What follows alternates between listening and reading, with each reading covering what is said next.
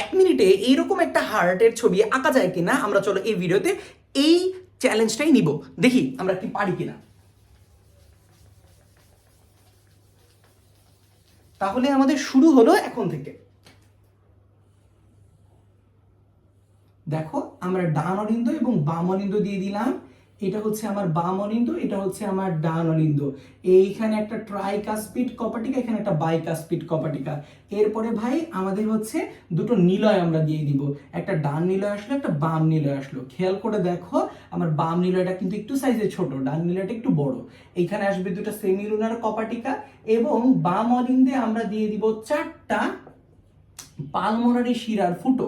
এরপর ডান নিলয়ে আমরা ডান অলিন্দে আমরা দিব একটা ঊর্ধ্ব মহাশিরা এবং একটা নিম্ন মহাশিরা, এবং আমাদের যে বাম নিলয় আছে সেইখান থেকে আমরা মহাধমনী তৈরি করব।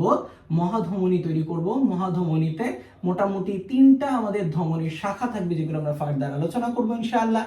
এবং আমাদের হচ্ছে থাকবে পালমোনারি ধমনী। তুমি সুন্দর করার জন্য এখানে কর্ডি টেন্ডিনি গুলোকেও দিয়ে দিলে। আশা করি আমরা 1 মিনিটে মোটামুটি আঁকতে পেরেছি। 1 মিনিট 13 সেকেন্ড, ঠিক আছে, আমি 13 সেকেন্ডে শুরু করেছিলাম।